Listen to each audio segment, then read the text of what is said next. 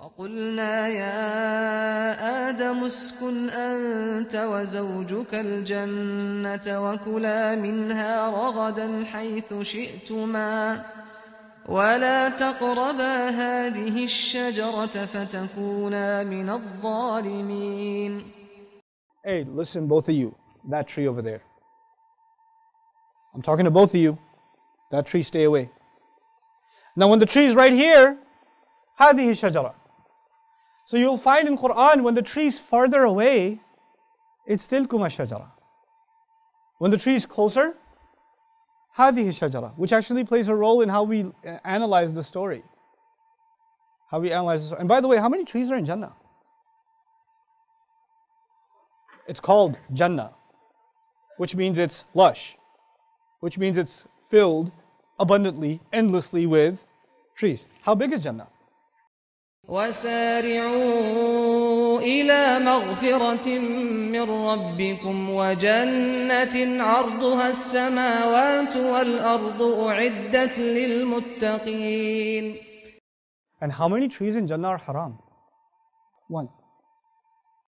فوسوس إليه الشيطان قال يا آدم هل أدلك على شجرة الخلد وملك لا يبلى.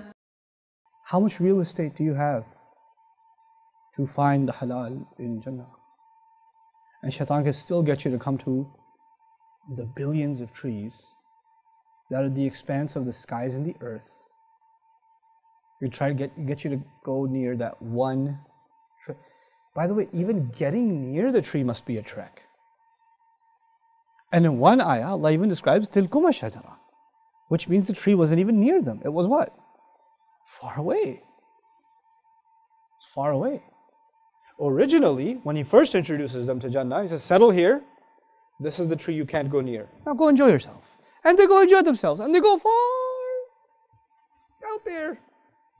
فأكلا منها فبدت لهما سوآتهما وطفقا يخصفان عليهما من ورق الجنة وعصى آدم ربه فغوى. But after the mistake, tilkum ash-shajara, to illustrate, by the way, that you came a long way to do this. And that's why we understand فَدَلَّهُمَا بِغُرُورٍ. Shaitan reeled them in using deception. You know what dalla means? Dalu. What's dalu? It's a verb that comes from that. Dalla. To use a bucket to lure people in. In other words, you put a bucket, you put a carrot in it, and the animal smells it, and you pull it in a little more, and you pull it in a little more, and you pull it in a little more, until the animal's trapped. Dalla is also used when you pull a bucket up from a well. Does it come up right away or slowly? Yes? Now if a bucket comes up quickly, adla. Adla. When a bucket comes up slowly, dalla. Dallahuma bighurur. He slowly reeled them in. In other words, it wasn't one time, hey, why don't you eat from the tree? And they're like, okay, sounds like a good idea. Totally, we should do this. It was a little bit, then a little bit, then a little bit. And every time was almost inconceivable that we're doing something wrong. Because it was just a little bit of a, one step closer, we're not even at the tree. We're just kind of, can't even see it yet. Can't even see it. We're just a step closer. It's not haram. What do people do when they fall into a trap of shaitan? Shaitan comes to them and says, hey, why don't you do like ultimate super crazy haram and burn in hell? No, he says, hey man, take it easy a little. Just, whatever, this is still time for Fajr. Chillax. Just a little bit more. Just go back to sleep. You can feel shaitan's foot pressing down on the pillow. And you're like, I got a little bit of time. So first he gets you with salat. And he has to get you with salat first. You know why? You want to kill the guard. You want to penetrate the castle. You got to take out the guard first. Right? So get you with salat first. You start saying, oh, just whatever. I prayed at 8 o'clock. It's a big deal. At least I prayed. It's like the security guard who shows up late. Is there a possibility that the enemy went in before you got there? Yeah? Possibility, right?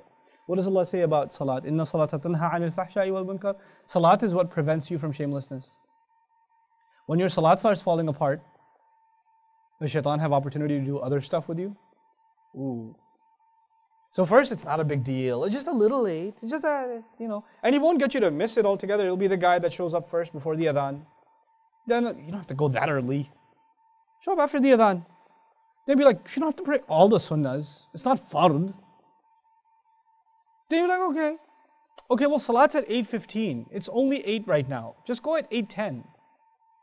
Then a couple of weeks later, he'll be like, look, you're going to catch salat. He's going to work his way, right? So then you catch like third rakah.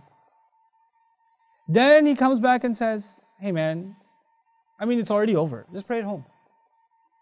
Then he comes back and says, it's already over. And you're like halfway through the movie. Just finish the movie and pray.